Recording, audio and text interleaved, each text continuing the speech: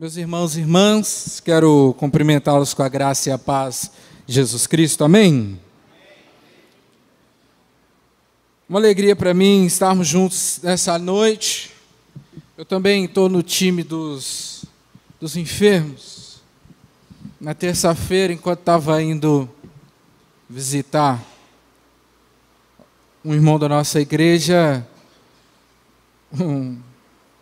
eu acabei topando com um SAMU, e ele me jogou para o lado, depois eu voltei para o lado dele, e ele acabou me levando quase junto, mas graças a Deus estou inteiro. Mais forte é o Senhor que nos livra sempre, amém? Então, estejam também orando por mim, me incluindo aí nas suas orações. Tem sido um tempo desafiador, mas Deus é conosco. Quero convidar você, meu irmão, minha irmã, a abrir a sua Bíblia no Evangelho de Mateus, no capítulo 19. À medida que você encontrar, eu quero pedir para que você se coloque sobre os seus pés. Mateus, no capítulo 19. Vamos ler a partir do versículo 16 até o versículo 26.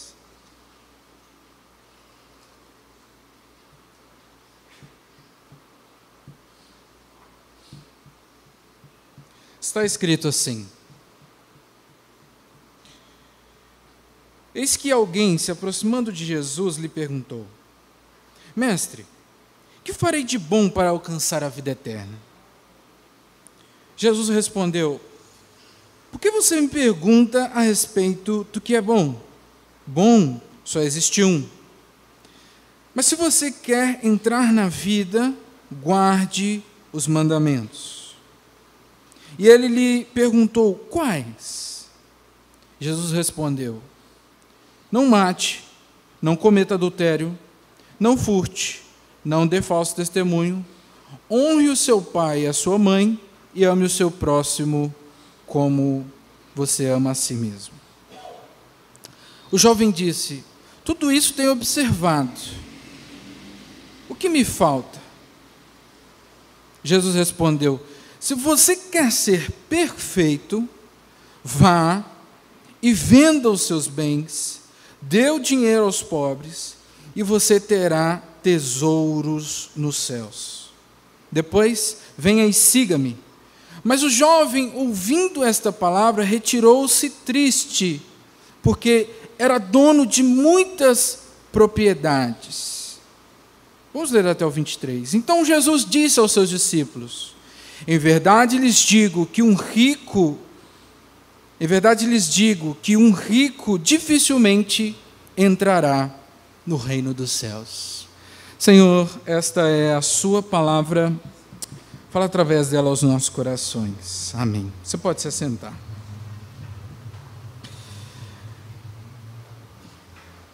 Um chamado à perfeição cristã e à dependência de Deus. Debaixo do tema da nossa identidade teológica wesleyana, eu quero abordar aqui com vocês essa noite a dinâmica do que o Wesley entendeu como perfeição cristã. Considerarmos juntos aqui o chamado bíblico para sermos perfeitos. E o compromisso, sobretudo, de amarmos a Deus sobre todas as coisas e ao próximo como a nós mesmos, confiando somente em Deus e abandonando qualquer outra coisa que nos tome a confiança em Deus. Mas é interessante, nós estamos no segundo domingo da Quaresma, e vivendo esse tempo de peregrinação até a celebração da Páscoa. Esse tempo aqui, Jesus está um pouco mais próximo do que nós estamos hoje, do tempo da celebração da Páscoa. Aliás, quando esse jovem e Jesus se encontram, ele está a caminho de Jerusalém para a celebração da Páscoa. O momento ápice do ministério e da vida de Jesus. O momento em que Jesus vai morrer pelo meu e pelo seu pecado. E ao entrar no caminho para esse tempo que para ele a princípio era tão tenebroso, esse jovem encontra com Jesus. E ele o interrompe com uma pergunta. Anteriormente, talvez esse jovem teria ouvido Jesus tratar sobre vários assuntos a respeito do seu entendimento eterno da lei e alinhado com como deveríamos definitivamente ser como discípulos e daqueles que creem nele como um Cristo. Mas, dado então esse contexto do encontro, eu começo a me fazer várias perguntas quando leio esse texto e vejo.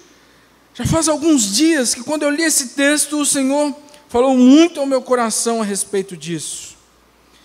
Principalmente porque eu amo a identidade wesleyana, teológica, amo a identidade da nossa igreja. E segundo, porque isso fala conosco, a esse nosso chamado, que às vezes nós consideramos hipotético e impossível. Mas caminhe aqui comigo, não se perca, ouça o que eu tenho a dizer para você nessa noite. Amém? O que te falta para ser perfeito? Essa pergunta pode gerar em você agora uma negação inicial, de pronto, né? Pois quem pode ser perfeito senão Deus? Mas, em contrapartida, quem nos ensinou que a perfeição bíblica consiste a esse termo filosófico, helenístico, grego, da perfeição que só Deus pode alcançar? Ser perfeito é não errar, ser perfeito é cumprir todos os mandamentos.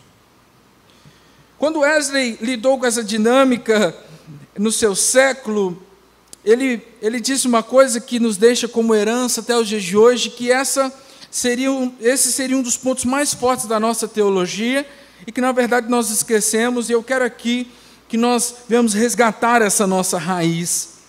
Porque o caminho do qual eu quero que nós entendamos a partir desse sermão é o caminho da santidade. Amém? Sermos santos é algo não só distinto daquilo que nós temos como ambição para a nossa vida cristã, mas uma obrigação para a nossa vida cristã. Ser santo não é algo negociável, não é uma coisa que talvez eu possa ser, não é uma coisa que talvez eu deva ser, não. Ser santo faz parte do que nós devemos ser, da ambição que devemos ter como homens e mulheres, crentes em Cristo, renovados cada dia à sua imagem e à sua semelhança. Porque Jesus é santo, Deus é santo, e nada pode nos tirar desse foco de uma vida de santidade. Mas eu pergunto mais uma vez, é possível ser perfeito? Se não, por que a Bíblia então nos diz em Mateus 5,9, sede perfeitos, como o vosso Pai Celeste é perfeito? Isso é um mandamento. Jesus nos manda sermos perfeitos. Não sou eu que estou dizendo para você que você deve ser perfeito. Jesus diz, sede perfeitos, como vosso Pai nos céus também é perfeito. Então, que perfeição é essa? Só que a gente vai chegando lá, porque existem coisas importantes aqui para que a gente entenda essa perfeição bíblica que se destoa filosoficamente ao conceito de perfeição, ao que os gregos e filósofos do primeiro tempo, das primeiras compilações filosóficas pensam a respeito de perfeição, porque são duas geografias diferentes que nos alcançam hoje como talvez uma coisa só, mas que ao tempo da Bíblia era destoante, era distante, era um jeito diferente de viver. Gregos e judeus, apesar de serem ainda muito influenciados pela cultura grega, eles não vivem a maneira e o jeito dos gregos. Judeus vivem, e essa é uma natureza muito forte desse povo, eles têm uma consciência da sua história, do seu entendimento, muito fixa, muito firme na sua vida. Mas esse jovem chega diante de Jesus, e a primeira pergunta que ele faz é: mestre, que farei de bom para alcançar a vida eterna? E quando a gente ouve a resposta de Jesus, nós ficamos assim um pouco constrangidos, porque Jesus às vezes é muito duro nas suas respostas. E ele diz para o jovem assim: por que você me pergunta a respeito do que é bom? Nossa, trocou a ferradura? Calma lá. Só estou te perguntando, calma. Mas quando a gente olha assim, parece uma grosseria, mas Jesus quer, ainda mais naquela altura do campeonato, que aquele jovem compreenda uma realidade profunda do que é ser bom, do que está em torno do a respeito de ser bom. Jesus diz: bom só existe um. E no Evangelho de Marcos, por outro lado, o evangelista vai dizer, completando: e esse é Deus. À medida do qual nós compreendermos aqui nessa noite, que ser bom não consiste em atitudes, mas com quem nós nos parecemos, compreenderemos aqui o que Jesus quis levantar com esse jovem. Porque ser bom não é uma questão de ação, é uma questão do quanto nós imitamos e somos a imagem daquele que é o único fonte de toda a bondade. E essa é a grande crise com a religião. Porque aos que se externam a nós, no que diz respeito à nossa fé, compreendem que basta ter boas ações, que tipificados as pessoas que fazem são consideradas boas. Mas Jesus traz para nós um significado de bondade ainda mais profundo do que agir, mas é ser. Ser bom é mais do que ser um filântropo. Quantos homens e mulheres ajudam muitos e muitas por aí, mas são pessoas terríveis, de caráter falho, de pessoas corruptas.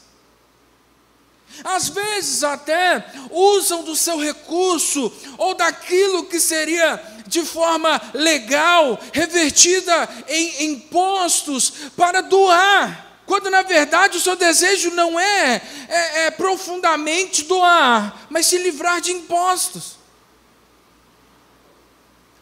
O fulano de tal tem uma quantia absurda de dinheiro e ele tem uma grande ONG que ajuda um tanto de pessoas, que de fato seja uma coisa boa, mas a grande maioria só quer se livrar da folha de impostos, só quer dizer assim: eu vou dar aqui um jeito de pegar esse meu dinheiro e colocar em outra coisa e não pagar impostos. Então bondade não consiste em ações, consiste no quanto nós somos a imagem de Deus. Por isso Jesus responde àquele jovem: olha, por que você me pergunta a respeito do que é bom? Você acha que bondade, eu diria para você, é pegar as suas coisas e doar aos pobres? E ele vai fazer essa afirmação para ele depois, mas nós vamos chegar lá. Você acha que bondade é ter uma outra compreensão do texto da lei, que na verdade somava entre leis que se tinham para representar os dias do ano, na verdade, né? E leis que se tinha para representar cada parte do nosso corpo somam 613 leis, além do decálogo de Moisés. Então o que aquele jovem estava esperando é que Jesus desse para ele uma nova interpretação, para que ele talvez inovasse em ser bom. É isso que o jovem está procurando. Ele vai diante de Jesus para dizer assim: olha, eu já sou tão bom, eu já faço tantas coisas boas, que eu não sei mais o que fazer de bom, agora eu preciso de alguma coisa nova para fazer de bom. Quando na verdade, ser bom consiste em refletirmos a imagem de Deus. Então, quando nós seremos bons?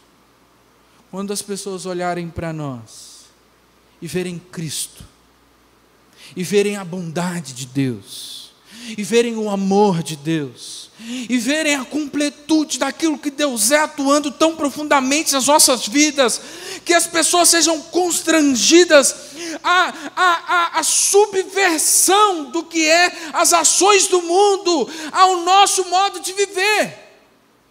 Sabe? Quando você encontra aquela pessoa, gente, eu já disse aqui, talvez você não se lembre, mas eu quero repetir. Eu conheci na minha vida toda 2 pessoas. Uma delas estudou comigo na faculdade de teologia, que eu não tenho um pingo de coisa para dizer contra essa pessoa. Essa pessoa era maravilhosa. Eu acordava pela manhã e ele ia lá me dar bom dia, perguntava se eu queria tomar um café com ele, ou se eu precisava de alguma coisa. Quase todas as manhãs ele estava no meu quarto. Hoje ele é pastor na 6ª região. O Ivan, cara, que cara sensacional. A gente estava ali na mesa do Pombal, conversando, e às vezes saía aquelas brincadeiras de mau gosto, e o Ivan nunca participava. Ele era aquele cara que, se a gente fizesse ele dizer alguma besteira, ele faria a gente ficar constrangido, com tamanha bondade, tamanho amor. Então, olha, eu convivi com o Ivan, eu viajei com o Ivan muitas vezes, eu vi como o Ivan tratava as pessoas, e quando eu percebi, conheci esse conceito de John Wesley sobre perfeição cristã, eu disse: não é impossível ser perfeito. Mas o Ivan era aquela pessoa que refletia de forma tão contundente a imagem de Deus, que chegava a constranger a gente. De tanto amor, de tanta ternura, de tanto cuidado.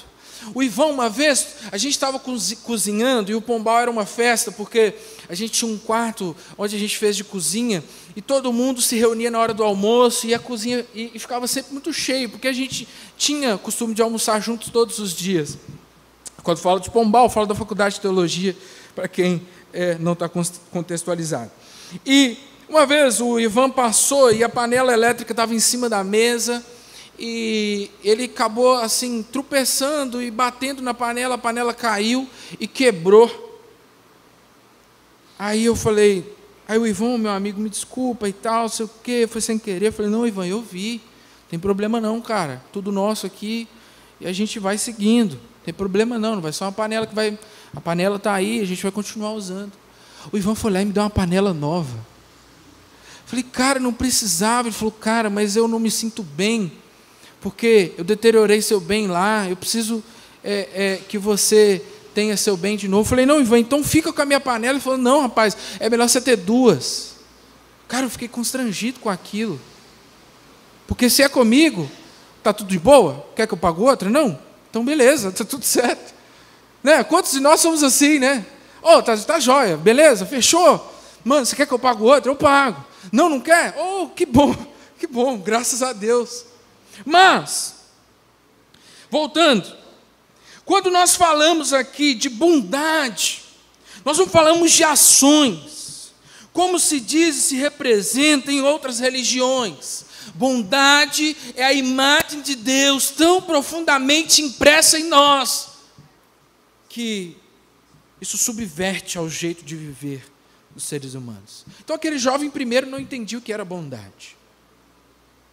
Ele não entendia o que era bondade. Mas o segundo estágio O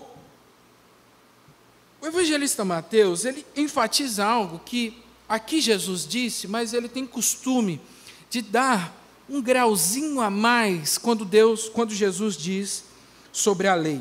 E aí no segundo ponto da resposta de Jesus àquele jovem, Jesus diz assim: mas se você quer entrar na vida, guarde os mandamentos. Repita comigo: guarde os mandamentos. Mais forte: guarde os mandamentos. Porque quando o evangelista Mateus faz essa observação, primeiro ele está preocupado com o entendimento já das pessoas, porque o evangelho de Mateus ele é escrito entre 90 e 100 anos depois de Cristo. Ele está preocupado com o entendimento dos cristãos do primeiro século a respeito do entendimento da lei.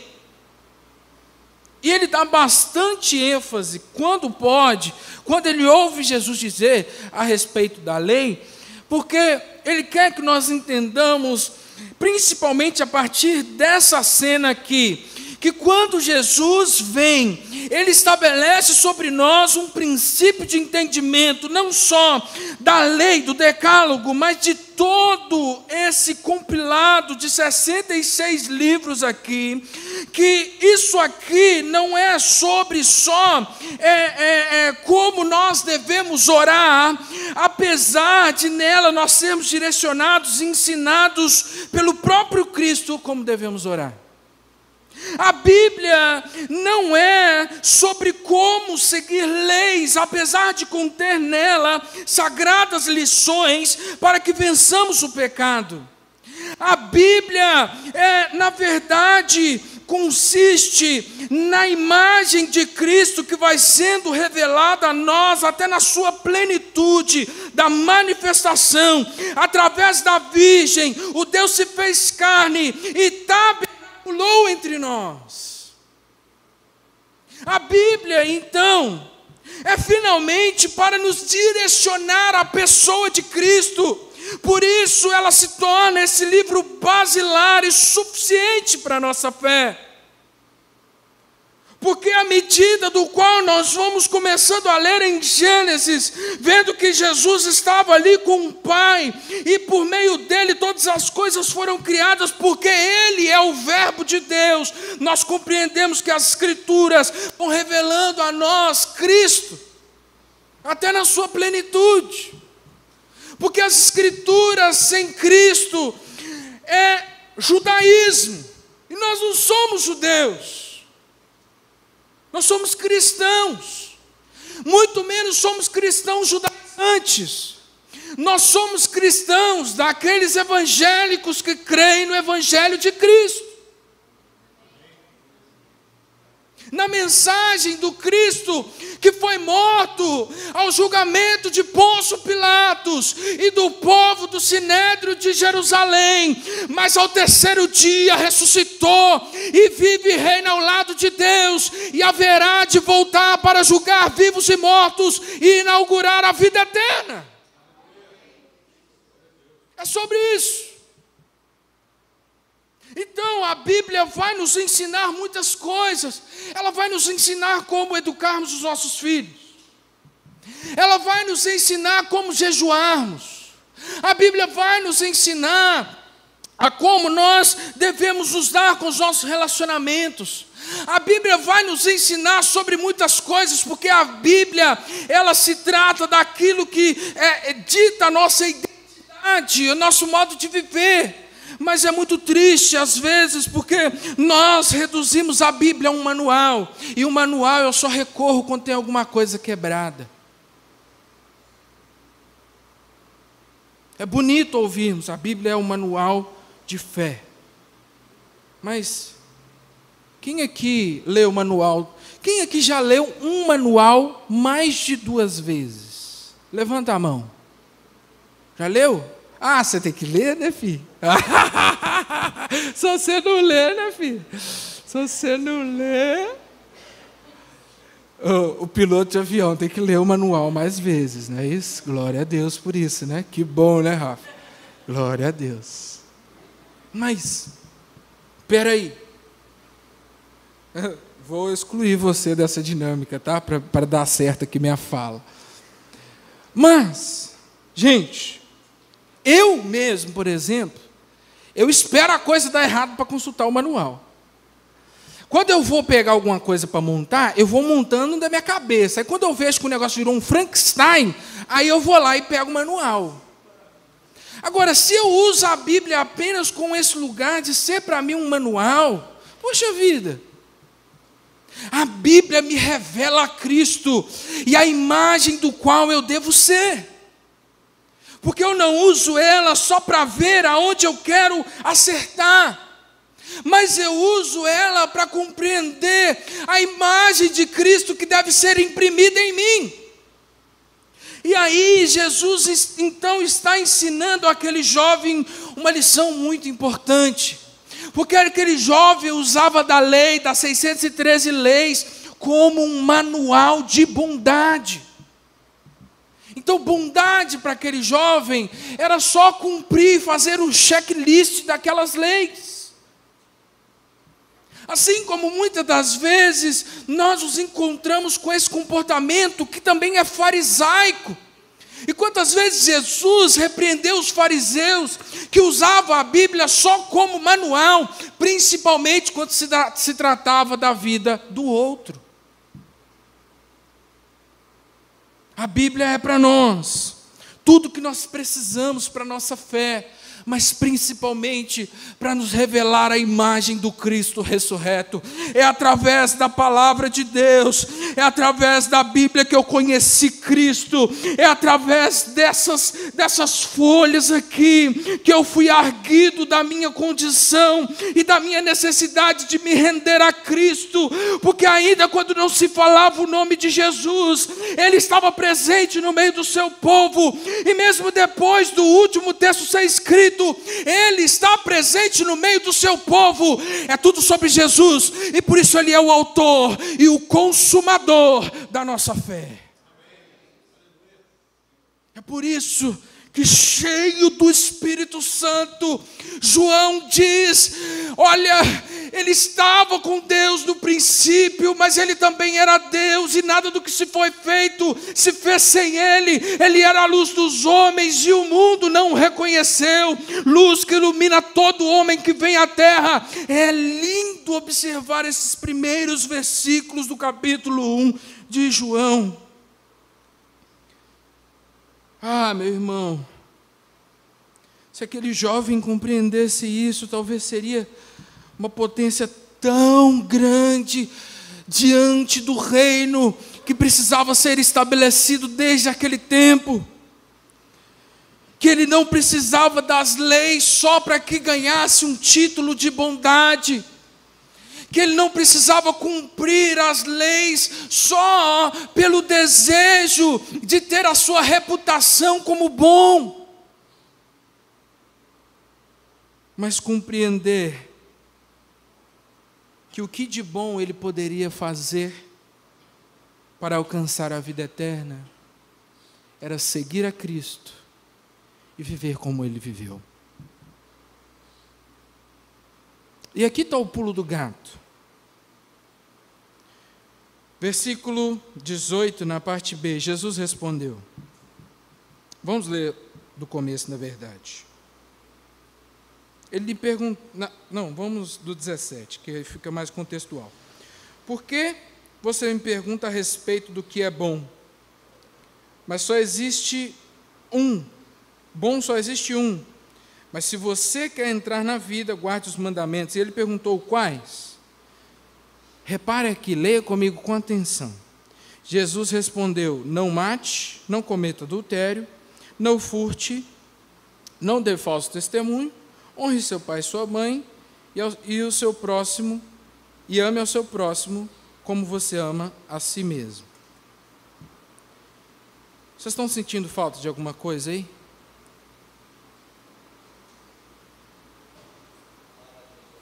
Aleluia! Aleluia, é isso. Jesus dá para ele esse parecer, que é o resumo de toda a lei, mas ele deixa de dar ele vem falando de trás para frente. Repara, e quando ele chega no primeiro, ele não fala. Mas é interessante, sabe quando você quer pegar alguém assim, e você diz assim, você viu tal coisa? Não, eu vi.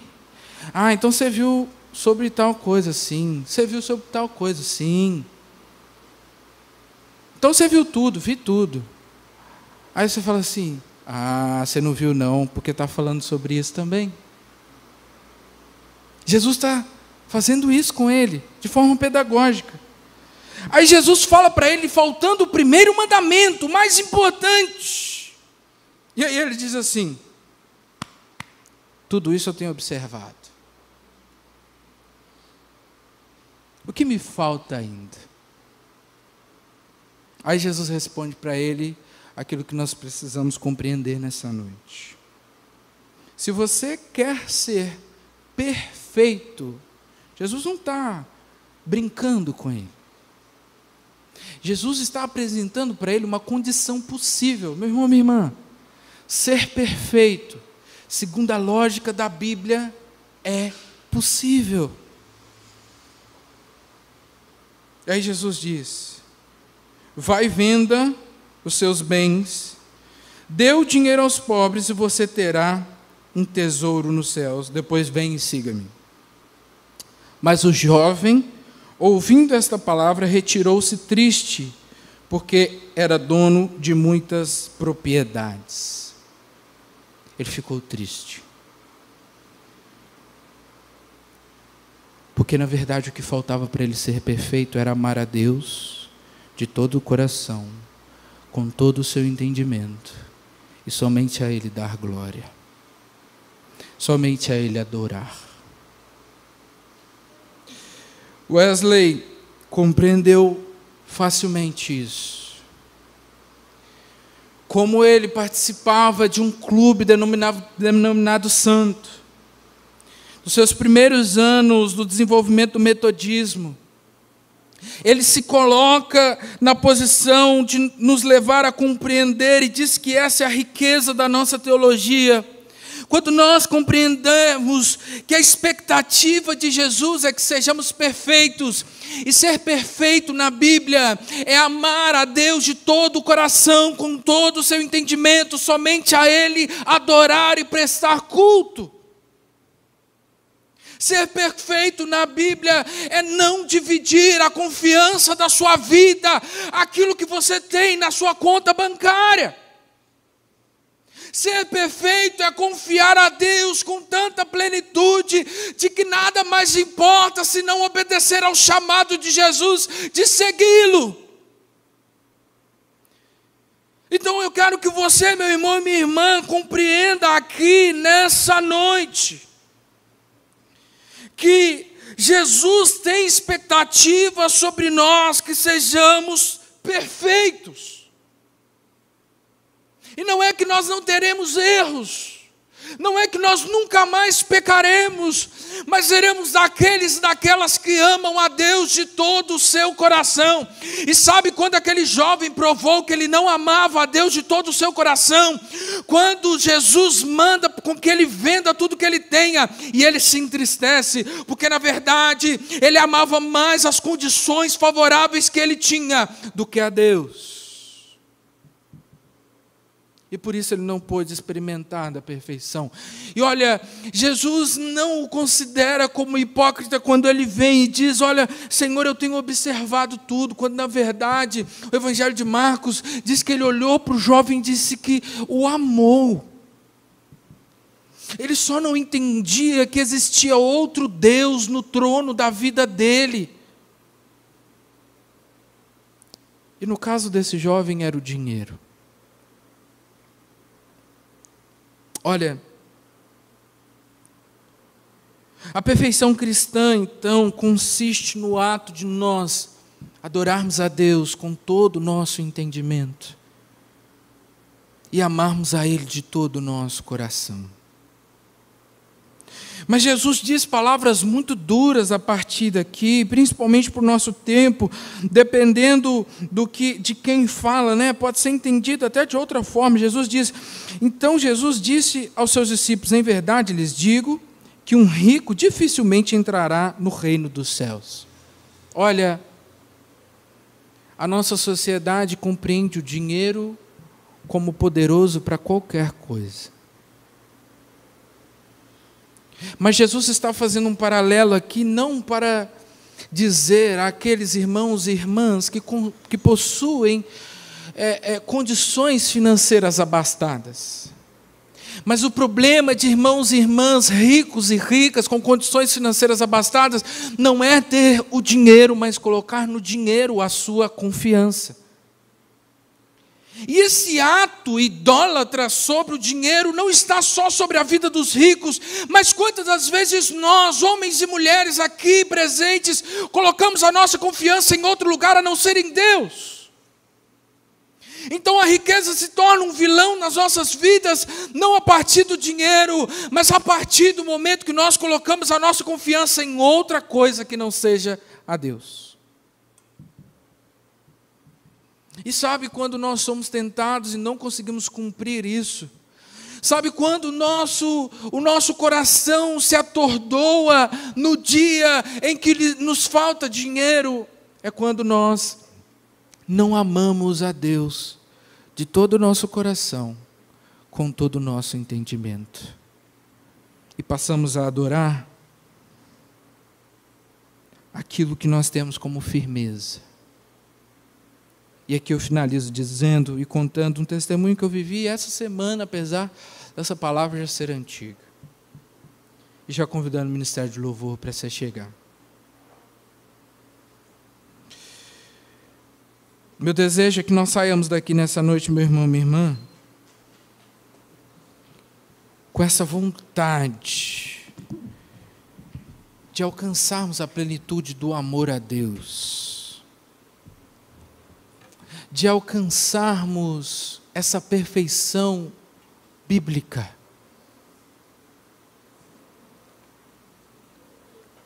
Eu, como eu disse para vocês, estava a caminho de uma visita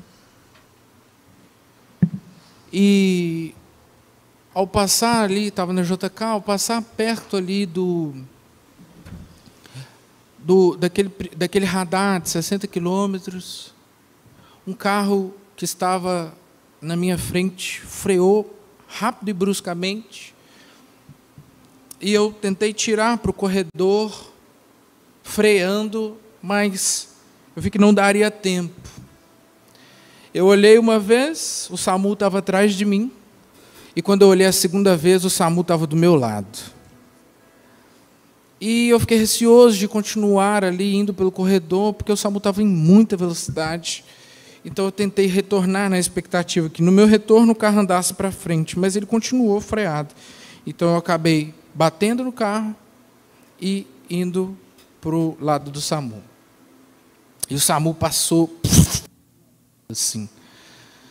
Aí eu só vi minha perna indo para frente, meu pé sem sapato, e aí a moto caiu, e no que eu caí no chão, eu encostei no cano de descarga e queimei meu braço.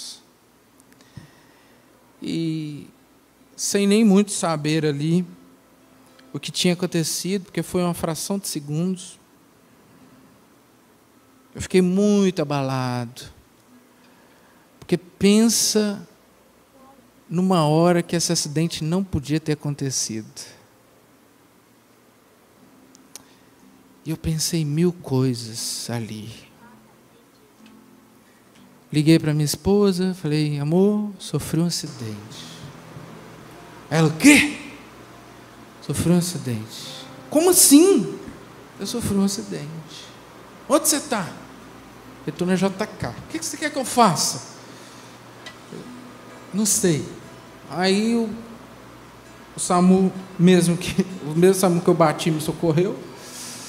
E ali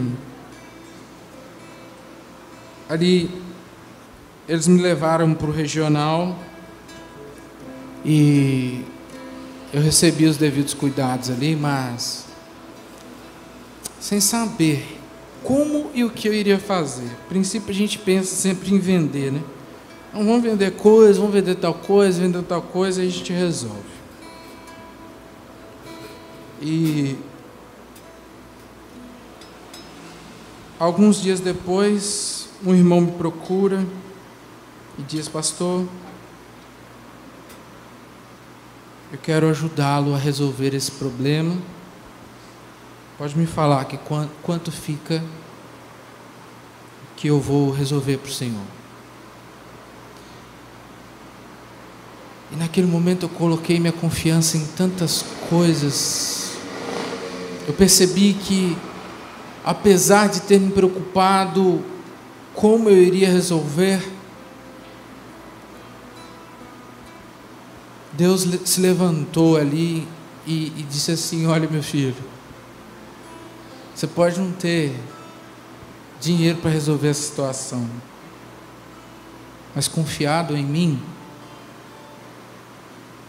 eu faço surgir a solução para resolver a situação. A gente não sabe como levantar 17 milhões para uma causa como essa, mas eu creio que Deus pode.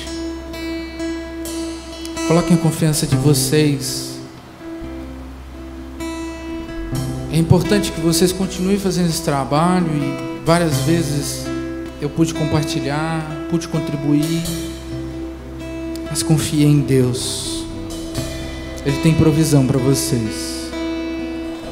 É isso que faltou para aquele jovem, confiar em Deus, que apesar de subtrair ali tudo que ele tinha, todas as suas finanças, na verdade não lhe iria faltar nada, e talvez ele tenha temido o que lhe iria faltar se ele vendesse tudo que tinha, mas ele não compreendeu que tudo que ele precisava era confiar em Deus.